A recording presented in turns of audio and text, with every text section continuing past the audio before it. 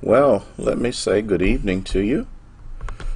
Praying that all is well and moving well in your life, and that God is just continually blessing and providing for you over and over again. I know He can.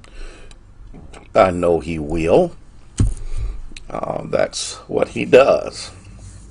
For there is none like Him. I pray that you have had a good day today, even in the midst of the snow and the cold, and it kind of manifested itself in different ways. Some places received quite a bit, other places didn't get as much, but hey, it is northeastern Ohio. It is what it is, and it does what it does, and I think we need to be mindful of that. Good evening, Cora. How are you?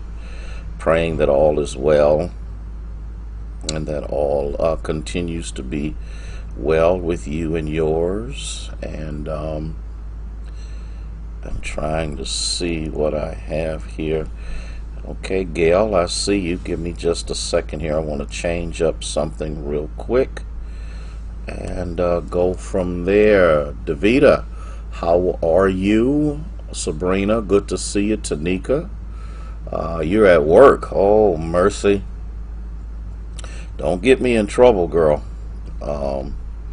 Grateful to God for you. Nancy, I see you. Tina, good to see you. Thank you so much, Tina. I appreciate that. Audrey, good to have you with us on tonight. Barbara, good to see you. Barbara Foots.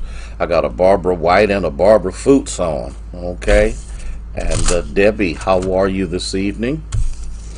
I realize, Sylvia Scott, that for many of you, you couldn't get out, you couldn't do what you normally do and all of that kind of good stuff. But guess what? God is still good. God is still awesome. And He is a present help no matter what trouble shows up. And so we're grateful to God for that. Let me do this here.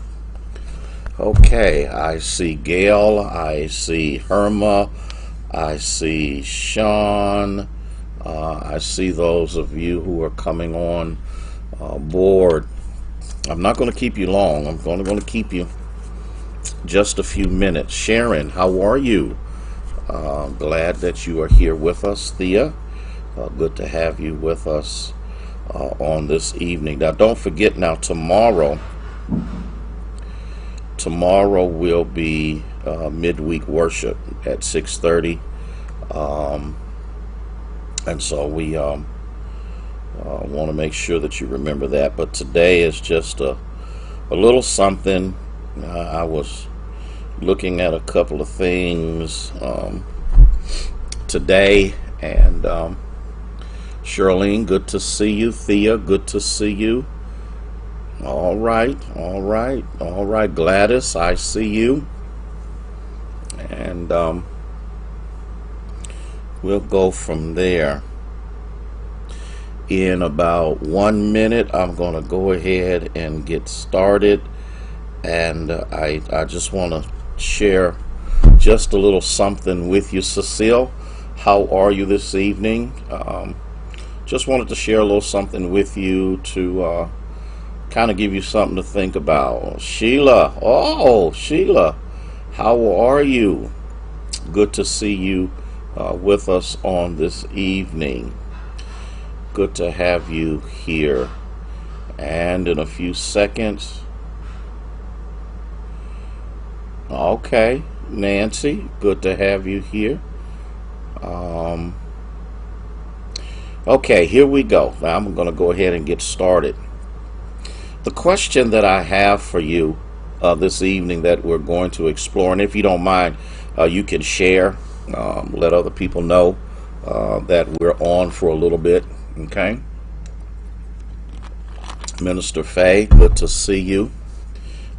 Just wanted to kind of give you a little something to think about, and I'm going to see. We'll see just how honest you are about it, because sometimes in situations we don't always like to own up. We don't always like to acknowledge or admit that this is something that we have a tendency of doing. And so tonight, I plan on sharing that with you. So, and so in the midst of this, have you ever struggled with Christine? How are you this evening? Have you ever struggled with, oh, how do I want to say this? Have you ever struggled with the times that you tell yourself that you're not going to get upset, you're not going to get mad, you're not going to get beside yourself, you're not going to become vindictive, you're not going to give somebody a piece of your mind, you're not going to do this, you're not going to do that, and in the midst of all of that, you find yourself doing it. And I only need a few honest people that really need to own up to the fact that you've told yourself, why do I keep letting this bother me? Why do I keep letting this get on my nerves? Why do I keep moving in this same direction? Why do I keep going from one bad relationship to another bad relationship? Why is it that out of all that I plan, my plans don't turn out right, Dorothy? How in the world, Paul? I've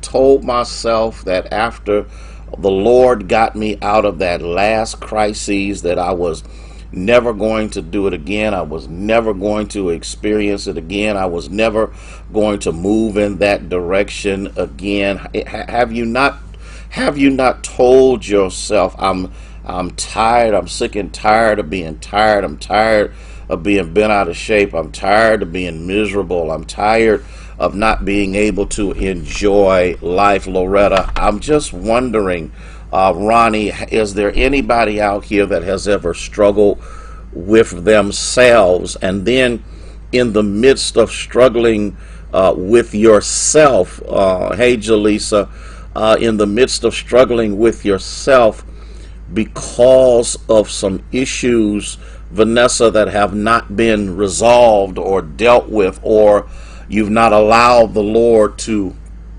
not only just cleanse you from it, Ethel, but to deliver you from it, Minister Sarah.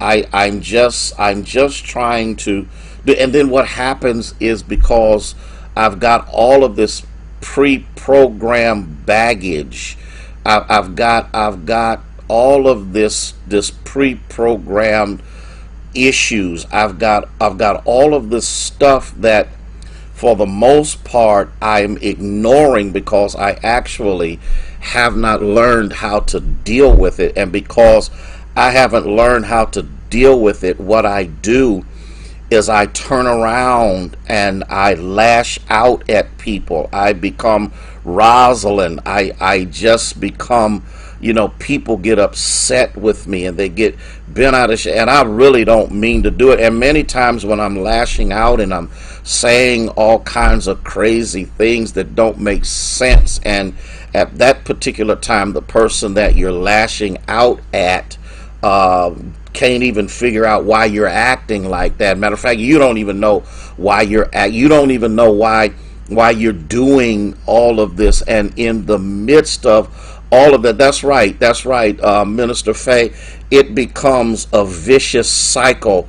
Pastor Harrison, I'm wondering, is there who has You don't even need another human being to get involved in the struggle.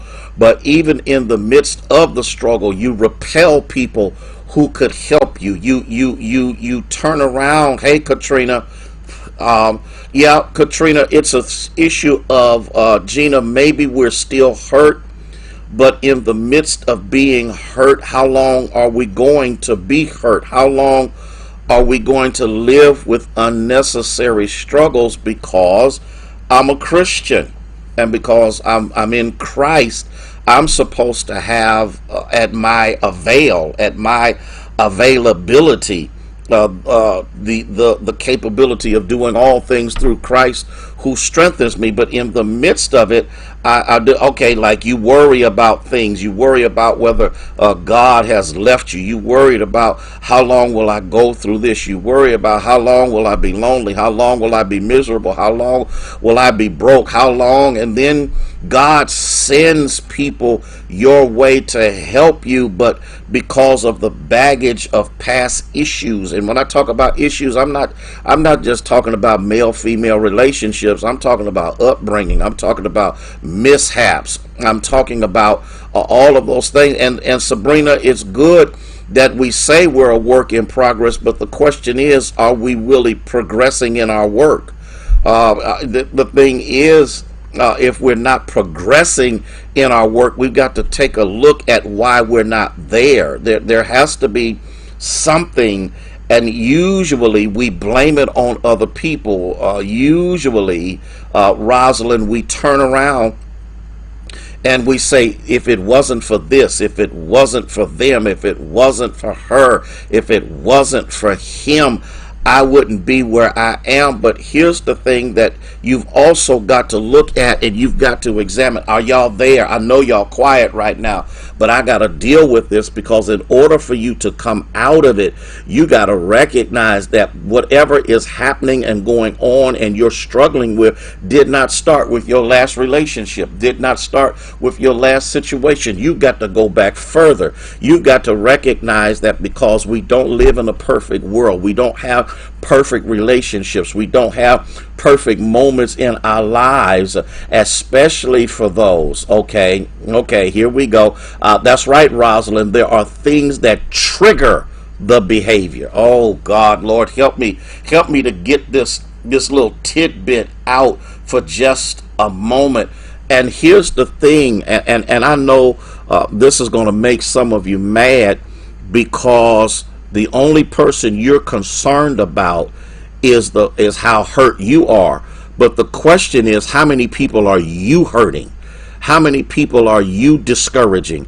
How many people are you pushing away? How many people are you that God has sent? Oh God, Lord have mercy. That God has sent to aid you, to guide you, to show you that there's a better way of living and reacting. But because you're living back there, because you're living in this, because for the most part I'm always going to use other people as my excuse for not moving forward in my relationship with Christ. Denise, do I have somebody out here who can talk to me for just a second? A lot of things that happen in our lives started before we came to Jesus. I wish I had Brandon. A lot of things. That's right. And see, Barbara, this is what we've got to understand, because I appreciate your level of transparency. And the reason I appreciate that, Pastor Pounds, is due to the fact that the reason that I've got so many triggers is because somebody put the ammunition in the gun before I knew how to shoot it. And so in the midst of that, what do, Eric? I beat myself up. I beat myself down. I don't really need the enemy to come along and to tell me what I can't do, because I've already convinced myself that it can't be done. Okay, so Pastor Harrison, you catching what I'm saying? And so We go through the religious motions. We go through the shout experience. And I am not. Please don't take this the wrong way. Don't sit back and say that I'm actually saying something or anything that is trying to demean you or to say you're less of a person than what you are now. But Pastor Pounds, that's what we do. We push people away that God sends in our direction to help us. We hurt people because we've been hurt, and unconsciously we want people to be just as miserable as we are. But I'm going to tell you this, and this is going to mess some of you up, because for the most part you need to understand that misery is a choice. Okay. Pastor Pounds, and Pastor Pounds is my pastor, so he's on here. And so misery is a choice, because the problem with me is I don't really know how to make a better choice. I don't really know how. Yeah, okay, Barbara, there you go.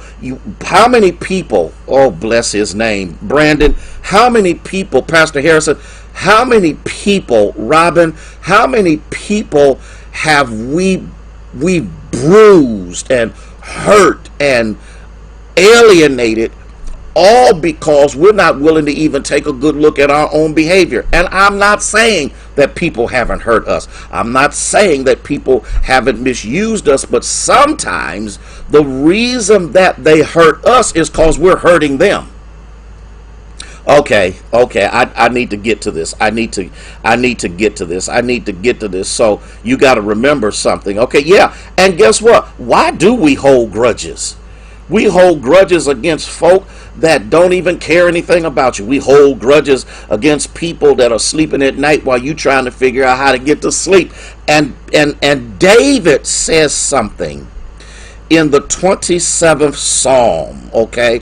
Because the 27th Psalm is a declaration of faith, okay? And in the midst of this, he says something that I believe many people read over, but they read it too fast. They don't take their time in the midst of this. Yep, that's right. Pastor Pound's misery is a choice. I can choose to be, because number one, if I can't choose it, then I gotta quit saying I can do all things through Christ who strengthens me. Okay, all right, y'all, because if I can choose to not be miserable, then I must recognize that there's something I can choose to do other than what I've been doing.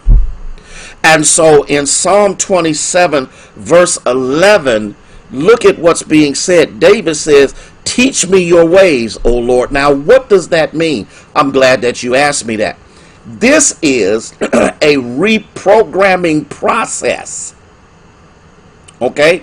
This is a reprogramming process, because in the earlier part of the text, if you read it quite clearly, is David is saying, "You're my light and my salvation." Guess what David is doing? Even in the midst of him making these declarations, you got to remember that David is not just talking about what God will do. He's also reaffirming in himself what he has known God is capable of doing. Okay, y'all need to understand. See, many times when you read the Psalms are a reiteration of either a conversation between the psalmist and God, or a conversation between the psalm and the psalmist, because every now and then you've got to be able to remind yourself of what God has done, because many times when the enemy comes in like a flood, you don't have the advantage. Okay, Alexa, you don't have the event, but Sabrina, to forgive and move on for some people is just a cliche. Because here we go. If I've really moved on, moving on also means I have become vulnerable again for the same thing to hurt me. Because for many people, it's out of sight, out of mind. But then when that person lines up in your sight, are y'all hearing me? Y'all carrying me longer than what I wanted to be. I didn't want to be here this long. When they come back in your sight, if the memory of the encounter triggers a different behavior, then something's wrong. Help me, help me, help me, Lord. Help me, help me. Here's the thing. If I let him teach me his ways, my life's path won't be so rugged. It's in the text. It's in the text, okay? It's in the text. It says, teach me a way, O Lord, and lead me in a smooth path because of my enemies. Y'all not catching it. The reason that many of us have to go through rough times and difficult moments is because we have not yet learned how to allow God to reprogram our behavior through his word. Pastor Pounds, Pastor Harrison, I hope I didn't lose y'all. I got to get this so that people can understand this. The reason people can't forgive, the reason people live in hostility, the reason people live angry and mean and bent out of shape is because they ain't got enough word. And when there's an absence of word, there is also an absence of fortitude. Where there is an absence of fortitude, there is also an absence of determination. Oh, y'all not catching it. And so in the midst of this, if I'm a word saint, if I'm washed in the word daily, then when I see you, I may react, but my reactions will be different than if I have no word in me whatsoever. Oh, this is how you can come in contact with your enemies and your enemy's contact doesn't change your behavior. This is how I can walk through the valley of the shadow of death and fear no evil, because I've already had a powerful encounter with God's teaching mechanism that allows me to learn how to deal with life, up, down, in, out. That's what it does. So when you teach me your ways, you will do something for me. You will show me that there is a better path I can take. Now, I need you to understand. God's going to get you there, whether, yeah, God's going to get you there one way or the other. Personally speaking, are y'all with me so far? Personally speaking, I would rather have a smooth path than a path of tribulation, and trouble that forces a change in my behavior. It is the goodness of the Lord that leads us to repentance. Okay, I'm done. I'm done. Okay, and the reason I need this path is because a smoother path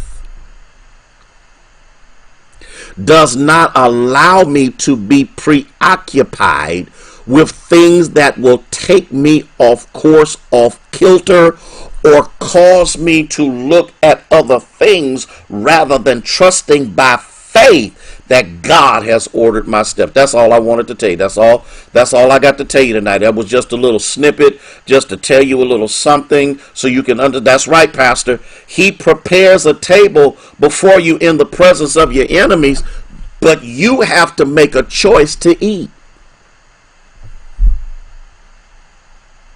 Your enemies see the table. Your enemies, Carol, sees how God is providing, but your enemy is also wondering, are you going to participate in what God is offering you? Because you can have the preparation and the provision of God at your disposal, but it does you no good until you ingest it. The word of God is just like a good steak or some good fried chicken, which we ain't supposed to have, because y'all know that we ain't supposed to be doing that, because we're doing this little medium thing so that we can learn how to change our behavior. But in the midst of this, okay, are y'all with me? No, y'all really ain't with me. And so now I have to make a choice. This is how you can do good to them that despitefully use you. This is how, if they ask you to go 1 mile, you go 2. This is how, if they ask you for a coat, you give it to them. And you don't give it with a vindictive spirit. You give it because God has taught you his ways. And because he has taught you his ways, your path is smooth, because your enemies are going to notice that your behavior is not frantic, crazy, cussing, going wild, getting high, getting drunk, making a fool out of yourself.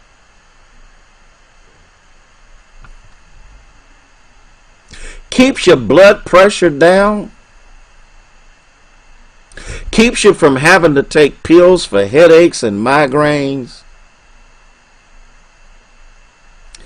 Keeps you in him, because now, Lisa, you're walking by faith. But that's all I had to say. Listen, I got to get out of here. Y'all have a blessed evening. Please be careful. Please be safe. Don't forget, tomorrow 6:30 is our midweek worship. I want to talk to you and teach you about how to minister with your limp. Don't forget, I ain't forgot about that. Everybody got a limp. Everybody got one. And some limps will not be removed, but God will teach you how to operate with it. And so I pray that this has been a quick blessing to you. I just wanted to share that little something with you. Please, over 9,000 cases in Ohio again. Been talking to people. There's a whole lot of folk that are have contracted, are contracting the virus. Sanitize, wear your mask, do social distancing. If you don't have to get out, don't do it, because the pandemic is raging. So, listen, y'all have a blessed evening in the Lord. Thank you, Pastor. Thank you, Pastor Harrison. Thank you for those of you that came on to be with us on tonight. Our prayer is that this little moment that we have shared together has been a blessing to you. And I just want you to stay safe. I want you to stay blessed. I want you to continue to grow in the knowledge of the Lord. I will see y'all at 6:30 tomorrow night as we talk about how to minister with your limp. Love you, each and every one of you, each and every one of you. My prayer is that you'll be the man or the woman that God has created for you to be. Okay? And he has created you to have power. Okay? Thank you, Pastor. Listen, y'all take care. Love you. May God bless you and keep you is our prayer.